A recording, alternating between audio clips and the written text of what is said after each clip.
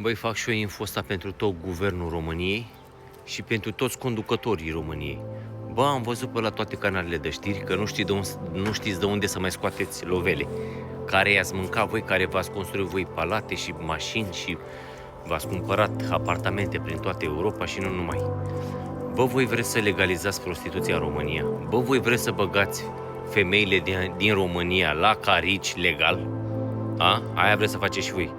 Păi ce faci, băi, bolojane, te-ai făcut pește? Băi, Nicu Șordan, păi du-te vere la o brejă, că tu n-ai ce să cauți în fruntea aia. Tu n-ai ce să cauți vere în fruntea României, să fii tu președinte. Bă, duceți-vă, Doamne iartă-mă că nu vreau să mă închid ăștia pe aici, nu pot să că v-a jigni în ultimul hal, dar nu-mi permite TikTok-ul.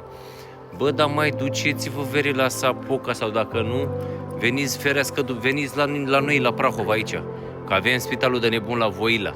Să vă internăm acolo. Păi cum să legalizați, mă, frate, prostituție? Lăsați, bă, să legalizeze englezii, francezii, norvegienii, islandezii. Lăsați, bă, să legalizeze, nu știu, americanii, rușii. Bă, dar ce suntem? Noi suntem Balcani, mă. Noi când ai zis Balcani, e culcat toată lumea pe burtă. Noi suntem altceva, nu legalizăm noi prostituția. Ați luat o razna. După ce că pe toată planeta dai de român ce pe la treabă, pe acolo. Păi ce faceți, mă? Mai dăm și legalizată ca să mai scoateți voi taxe și impozite de la diferite cluburi. Că o să-ți dai seama, o să fie cluburi peste tot în România, în toate mărgine, în toate periferiile de oraș, o să fie câte 15-20 de bordeluri, de pufuri de astea.